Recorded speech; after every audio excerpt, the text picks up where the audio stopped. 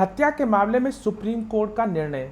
हाल ही में supreme court का एक लेटेस्ट जजमेंट आया है और यह जो जजमेंट है सितंबर महीने का है, जिसमें आईपीसी की धारा 148 और 302, 149 पे जो सजा थी उसको बरकरार रखा। नमस्कार दोस्तों, आपका स्वागत है हमारे चैनल पे, जहां हम आपको भारतीय न्याय प्रणाली और कोर्ट से फैसले से जुड़ी महत्वपूर्ण जानकारी देते हैं। आज हम लोग बात करेंगे एक ऐसे ही मामले की जिसमें इलाहाबाद हाई कोर्ट और फिर सुप्रीम कोर्ट ने आईपीसी की धारा 148 और 302, 149 के तहत दी गई सजा को बरकरार रखा। इस वीडियो में हम जानेंगे इस केस का पूरा विवरण, कोर्ट में क्या तर्क दिए गए और आरोपी की तरफ से जो अपील पे सुप्रीम कोर्ट का क्या अंतिम निर्णय था। साथ ही साथ धारा 302 क्या है, इसकी परिभाषा क्या है और साथ ही साथ इस जजमेंट के क्या इंपॉर्टेंट पॉइंट रहे, वो भी आज की वीडियो में हम डिस्कस करेंगे। सबसे पहले जानते हैं कि ये पूरा मामला है क्या। ये जो मामला है 1992 का है, जब उत्तर प्रदेश के एक एटा जिले में एक व्यक्ति की हत्या कर दी गई थी। इस हत्याकांड में 5 लोगों को अभियुक्त बनाया गया था, जिनमें मुख्य अभियुक्त जो व्यक्ति था वो भी शामिल था। इस हत्या का जो कारण आपसी पारिवारिक संपत्ति का विवाद बताया गया। आरोप है कि मृतक और उसके भाई के बीच संपत्ति के बंटवारे को लेकर एक विवाद था, जिसके चलते हत्या की गई थी। फिर एफआईआर यानी कि फर्स्ट इंफॉर्मेशन रिपोर्ट, यानी कि मृतक के बेटे ने इस घटना के तुरंत बाद पुलिस को स्टेशन में एक रिपोर्ट दर्ज कराई। रिपोर्ट में कहा गया कि घटना के दिन जब मृतक गंगा घाट पर स्नान कर रहे थे तो आरोपी ने उनके अन्य 4 साथी अचानक वहां पहुंचे। इन सभी को ने मिलकर उसके मृतक पर धारदार हथियारों से हमला किया। इस दौरान जो ये व्यक्ति ने देसी पिस्तौल से फायर कर लोगों को डराने की कोशिश की ताकि कोई हस्तक्षेप ना कर सके। सेशन कोर्ट का क्या डिसीजन था वो जानते हैं। सेशन कोर्ट ने इस मामले की सुनवाई के बाद 1997 में फैसला सुनाया, जिसमें इस व्यक्ति और उसके साथियों को आईपीसी की धारा 148 जिसमें हिंसा का अपराध और धारा 302 और 149 जो कि सामूहिक हत्या के तहत दोषी के ठहराया गया। सभी दोषियों को उम्र कैद की सजा सुनाई गई और जुर्माना भी लगाया गया। इसके बाद इलाहाबाद हाई कोर्ट में इसमें अपील की गई। दोषियों ने सेशन कोर्ट के इस फैसले के खिलाफ इलाहाबाद हाई कोर्ट में भी अपील की। हाई कोर्ट ने 2012 में इस अपील को खारिज करते हुए सेशन कोर्ट के फैसलों को सही ठहराया और जो सजा था उसको बरकरार रखा। कोर्ट ने कहा कि अभियोजन पक्ष ने मजबूत सबूत पेश किए हैं और जो गवाहों ने बयान हत्या के आरोपों को पूरी तरह साबित करते हैं। फिर इसके बाद इन व्यक्तियों ने सुप्रीम कोर्ट में अपील की। सुप्रीम कोर्ट में विशेष अनुमति याचिका दायर की गई, जिसे हम लोग बोलते हैं अपील। सुप्रीम कोर्ट ने याचिका स्वीकार की, मामले की सुनवाई शुरू की। सुप्रीम कोर्ट ने अपनी सुनवाई में पाया कि इस व्यक्ति तथा अन्य अभियुक्तों के खिलाफ दिए गए गवाहों और बयान और पोस्टमार्टम रिपोर्ट से घटना की सच्चाई को स्पष्ट रूप से साबित करते हुए इस व्यक्ति ने, उस वकील ने यह दलील दी कि देसी पिस्तौल से फायरिंग के बावजूद किसी को गोली नहीं लगी और कोई भी पिस्तौल बरामद नहीं हुई। लेकिन सुप्रीम कोर्ट ने इसे महत्वपूर्ण नहीं माना। कोर्ट ने कहा कि इस व्यक्ति का घटना स्थल पर हथियार के साथ होना उसकी भूमिका हत्या के मामले में उसे दोषी ठहराने के लिए पर्याप्त है। सुप्रीम कोर्ट ने अंततः 2014 में यह फैसला सुनाया कि सेशन कोर्ट और इलाहाबाद हाई कोर्ट द्वारा दी गई सजा सही है और इसे अपील को खारिज कर दिया गया।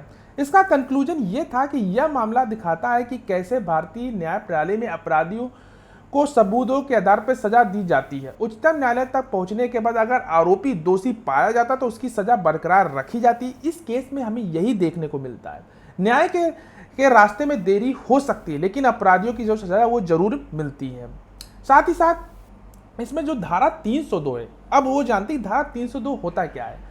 भारतीय दंड संहिता आईपीसी की एक महत्वपूर्ण धारा जो कि हत्या, अब तो ये धारा चेंज हो गई है बीएनएस में, लेकिन जो पहले जो धारा थी वो 302 थी, जो कि हत्या मर्डर से संबंधित अपराधों के लिए सजा का प्रावधान करती है। यह धारा उन व्यक्तियों पर लागू होती है जो जानबूझकर इरादन किसी व्यक्ति की हत्या करते हैं।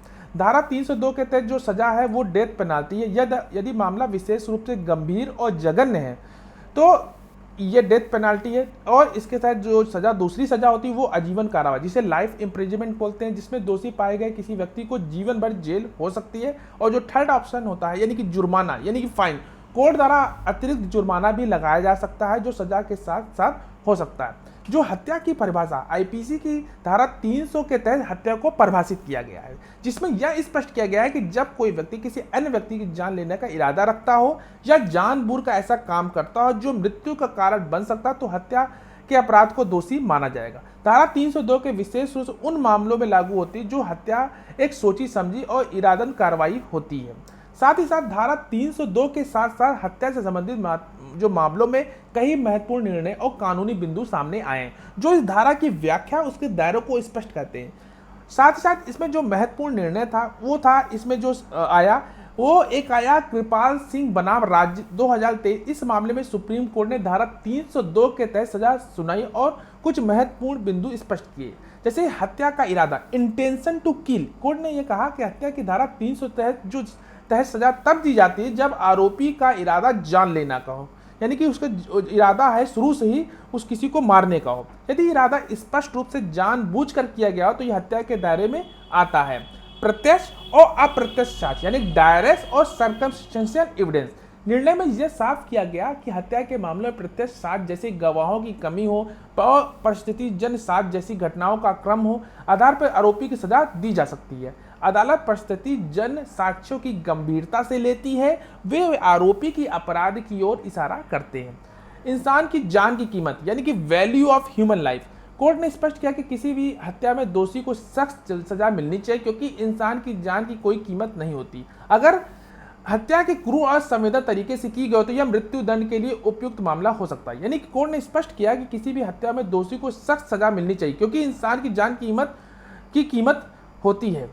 और जो मृत्यु दंड और आजीवन कारावास के बीच यानी कि डिफरेंशियस बिटवीन डेथ पेनाल्टी और लाइफ इम्प्रिजनमेंट। कोर्ट ने यह भी कहा कि मृत्यु दंड और आजीवन कारावास के बीच में चुनाव कैसे गंभीरता पर निर्भर करता है। यदि हत्या बहुत ही नृशंस तरीके से की गई तो मृत्यु दंड उचित हो सकता है, लेकिन अगर परिस्थितियां थोड़ी हल्की हो तो आजीवन कारावास का प्रावधान है।